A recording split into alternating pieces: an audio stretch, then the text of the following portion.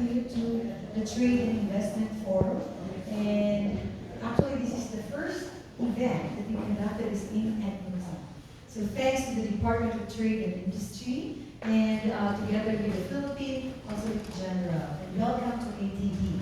Without much ado, I'd like to request the branch manager of ATB Entrepreneur Center, Mr. Alvin Bustamante, for the welcome remarks.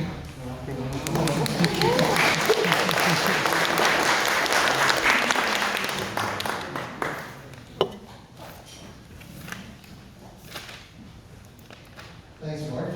She just promoted me. Okay, again, I'm Alvin Bustamante, originally from Cebu, Philippines. So welcome to ATB Entrepreneur Center. I'm actually the assistant branch manager, so I work for Edmonton Market. I go around branches, and now I'm here probably for a good 6 months. So welcome, and mabuhay. And I'd like to thank for whoever's facilitating this and organizing this event. It's really helpful, not just because ATB is geared towards helping Albertans, but it's very helpful for all the Filipinos. Like we know that we have a really good amount of Filipino presence here in Alberta especially, and not just Alberta, but whole Canada as a whole, right? Thanks, Marjorie. Welcome again to ATB, and hope we get lots of things, we learn lots of things out of this and be able to really capture that camaraderie and networking between Filipinos and Canadians. Thank you so much. You're welcome. And thank you to ATB for allowing us to use the venue for free. Thank Always you very welcome. much. Thank you. Next time. Maybe after 6 months you're going to be the manager. Who knows? Oh. First, I would like to recognize from the Philippine government, the Consul General, the Honorable Gilberto Asuki. To recognize the presence of the Deputy Consul Zaldi Patron. Also here with us, the Senior Trade Commissioner for the Department of Trade and Industry, Maria Roseli Alvero. And of course, my boss, the President of the Philippine Business Society of Alberta, Celso Andrade.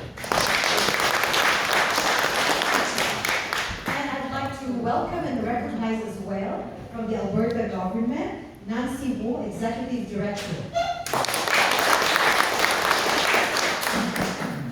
The Senior Trade and Investment Officer for Asia Pacific, Nancy Terrace. And the Senior International Relations Officer, Corina Dul.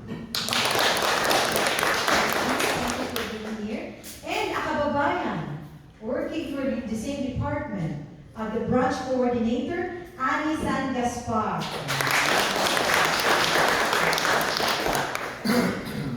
So welcome and thank you very much for being here. Thank you for joining us. And for an introduction, I would like to introduce Mr. Celso Andrade, the Philippine Business Society of Alberta, for his greetings.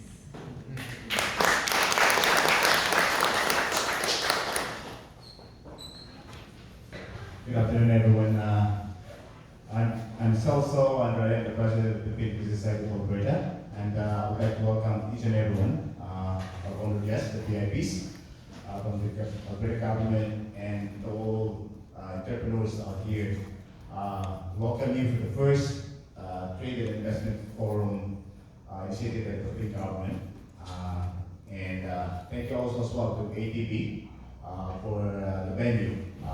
I hope that there will be start of more collaboration between the government of Alberta, the big government, and the whole community as well. So welcome everyone, and mabuhay po and salamat. Thank you very much, Celso. At this point, I'd like to call for the keynote address our Philippine Consul General, the Honorable Gilberto Asuki.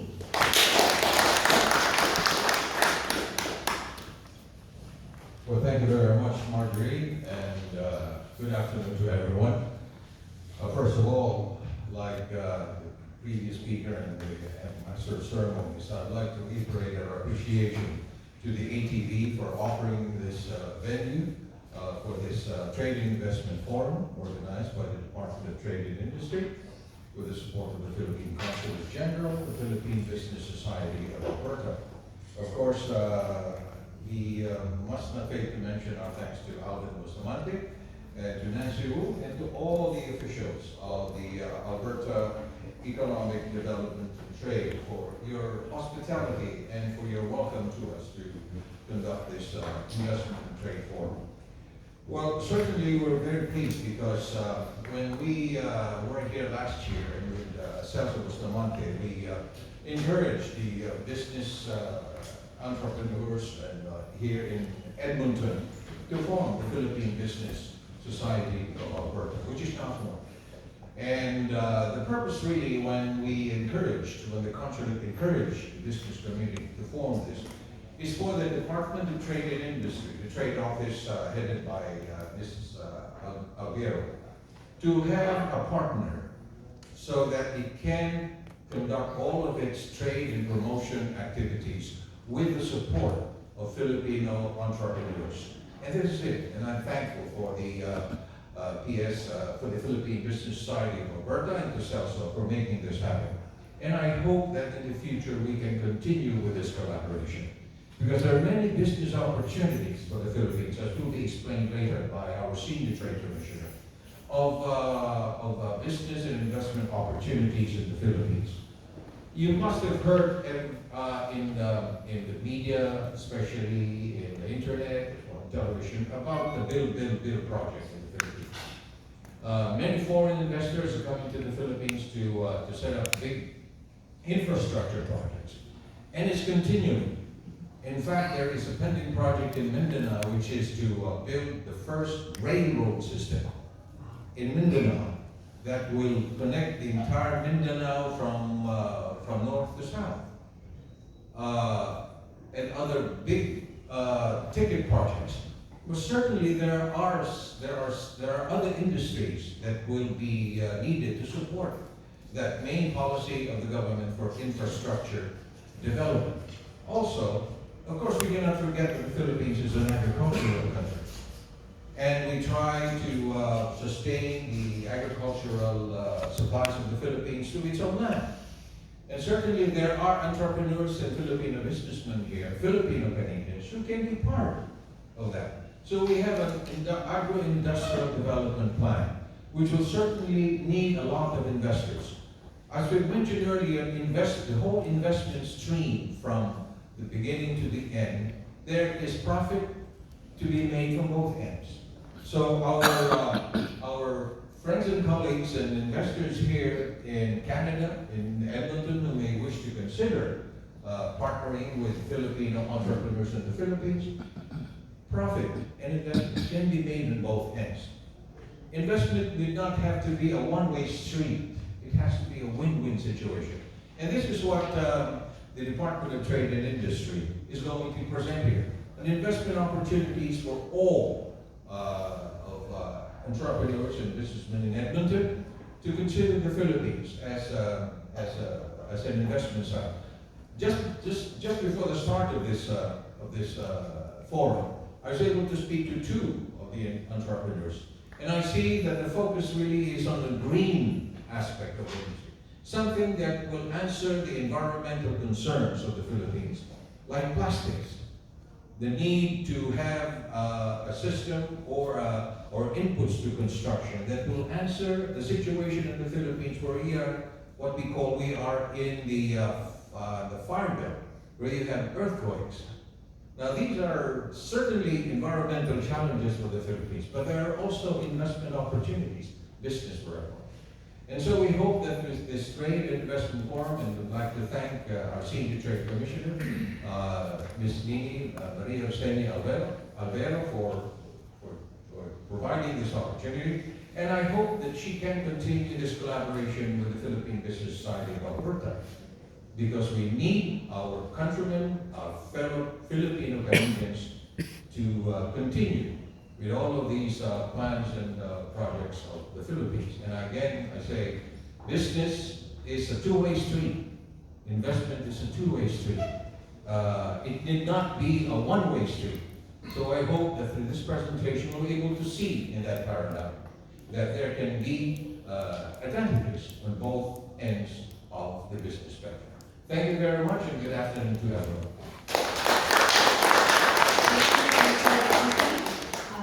It's really good news for me, that project in Mindanao, because I'm actually from Mindanao and I still have family in Mindanao. So that's really good news. Thank you for sharing that. So let's get down to business. This is the reason why we're all here. I would like to give you our Senior Trade Commissioner for her presentation on trade and investment opportunities in the Philippines, Ma'am Rosenia Alvero.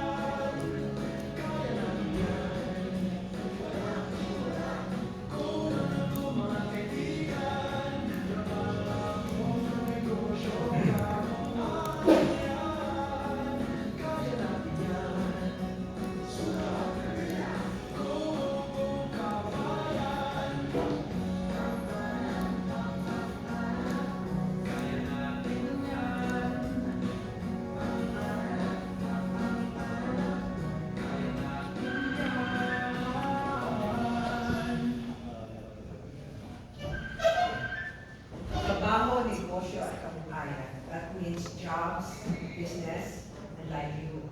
So this is a promotional video for people in the Philippines to help them become entrepreneurs or to encourage them to become entrepreneurs. Very much like the effort of the Canadian government and the American government to encourage entrepreneurship in the communities. I am Maria Roseni Alvero, and I come from the Philippine Department of Trade and Industry. I'm the Senior Trade Commissioner for Canada, but I hold an office in here. So the Department of Trade and Industry, our office, actually do these things. We do trade promotion. So for instance, in Alberta, last year, we did an in-store promotion at TNT. And this year, again, we are doing an in-store promotion. It's called Flavors of the Philippines at the TNT in West Edmonton Mall.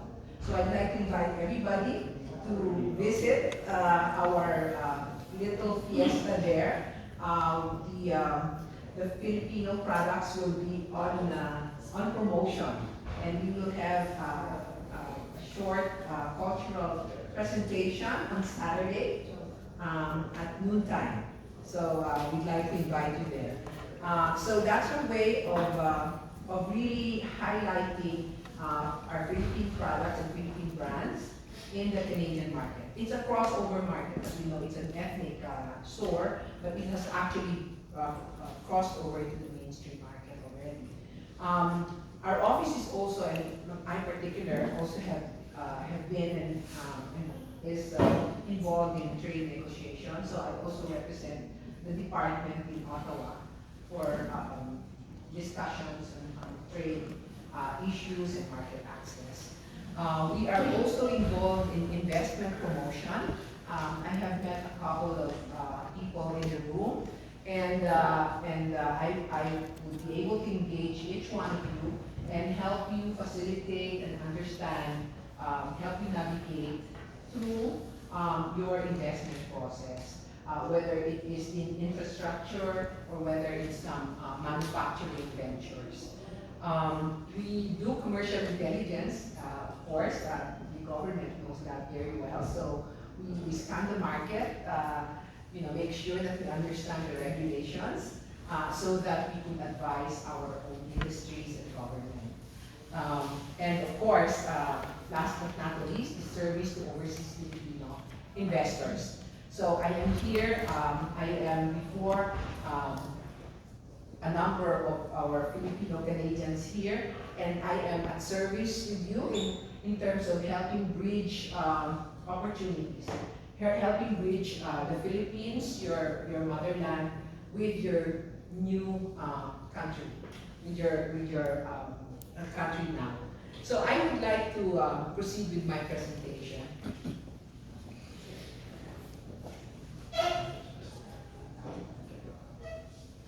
So I'll talk about entrepreneurship and livelihood for overseas Filipino investors. What is TNK? It's a convergence of government, private sector, academia, and civil society, where we resolve to work in partnership to increase incomes by generating more jobs and promoting entrepreneurship in the country. So what guides us? You must be familiar with the United Nations Sustainable Goal, SDG. There are 12 all in all. And here we address sustainable goal number 8, which is providing decent work and economic growth to our country. So there was a survey that was done by the previous government, and this is about Ambition 2040. And this was a nationwide survey asking the common people, the masses, what their ambition is for 2040. Where do they see the Philippines in 2040? And they say that we want a prosperous middle-class society where no one is poor.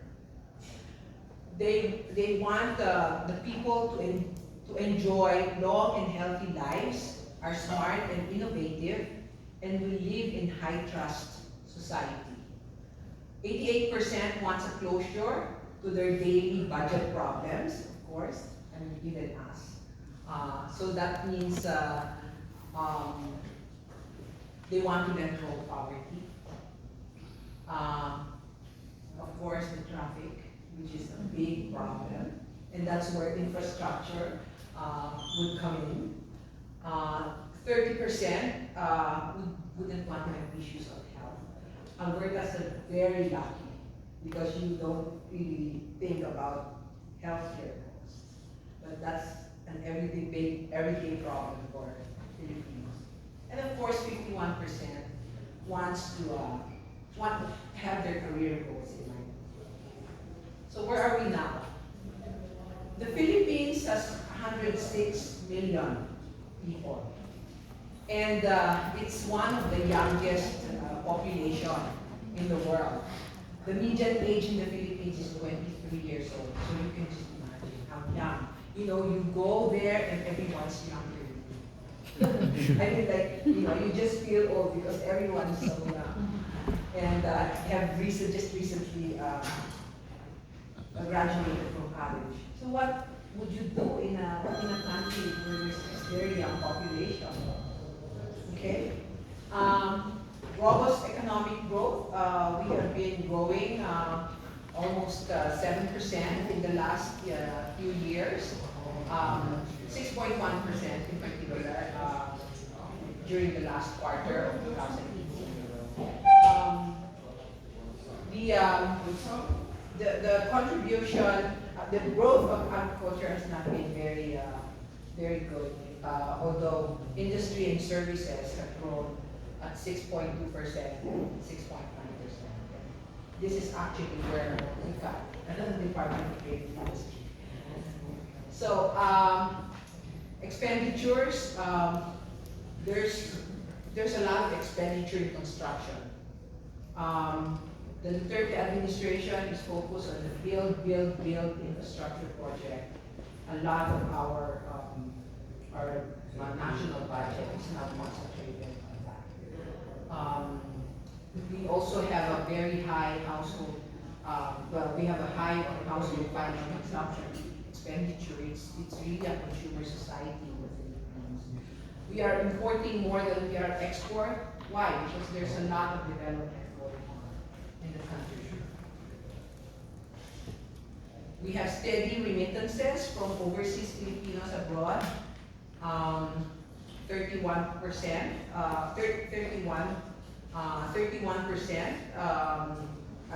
It has grown year on year by 2.5%, and the latest figure we have is $19.06 billion US dollars.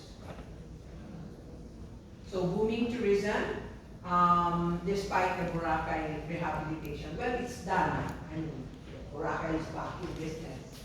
And so in 2017, we had 6.6 million tourists in the country. The most were from Korea, China, the United States, Japan, and Australia. Tourism is growing by 8.5% yearly. So how can an overseas Filipino contribute to the growth of the Philippines and grow financially at the same time?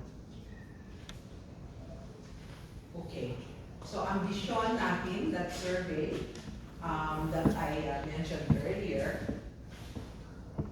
indicated that 47% wants to live like a boss. Ooh, that's not what live like a boss. Okay, so first, what does it take to be a boss? To own your own business and run your own business. Mindset. I'm sure this is being taught at the Entrepreneur Center also, but I'd like to take it in the context of the Philippines. So first, you have to have a mindset. Of course, there's risk in entrepreneurship. The risk of failure, unpredictable business conditions, long hours of work, unwanted and unexpected responsibility. But there's unlimited opportunity to make money. You can be your own boss, you can tap your creativity and be innovative, and overcome challenges, and you will feel fulfilled. In the Philippines, we also have a counterpart of the entrepreneur sector. It is called the Negosyo Center, or the Business Center. And it is a program that is run by the Department of Trade and Industry. So the Negosyo Center program is responsible for promoting ease of doing business and facilitating access to services for micro, small, and medium enterprises. It seeks to strengthen MSMEs to create more job opportunities in the country. That's pretty much probably the same mission statement as the Entrepreneur Center, but the context is very different. Okay, so In the last year, we had 878,150 services rendered. And so, you know, it ranges from facilitating the process of documents like business name registration, product development, which is coming up with catalogs, even helping our small micro businesses put up their websites, we believe, product clinics, packaging, labeling designs, and other product development related services. Access to market, we are helping them make use of online platforms, and even bringing them to markets. In fact, last year we hosted a group from Region 4A, that's Southern Luzon, that came here and we brought them to a coconut festival. And they were able to get markets for their products. They brought other products like coffee and some snack foods, some woven products. So some would need adjustments, while the objective was to be able to sell. They learned more because we also brought them to some institutions in Canada where they learned about the labeling requirements, packaging regulations, and all that. So we bring them to the markets and investment promotion through investment forum, briefings, business matching, etc. So that's what our negosyo centers do. Okay, so there are so this is just to those who are not familiar with the Philippines. We're dividing three islands: Luzon, Visayas, and Mindanao, and it just gives you the distribution of negosyo centers. So it provides the overseas Filipinos and their families the option to either pursue business and stay in the country or continue being abroad and entrust the businesses to their families. Okay, so second is mastery. So this is about learning by the MSMEs to become competitive in the domestic and international markets. So we aim to bring the Department of Trade and Industry closer to the people in the most impactful way by the actual provision of DTI integrated service in certain localities. So we run SME roaming academies. So these are like, food trucks, except that they are training trucks that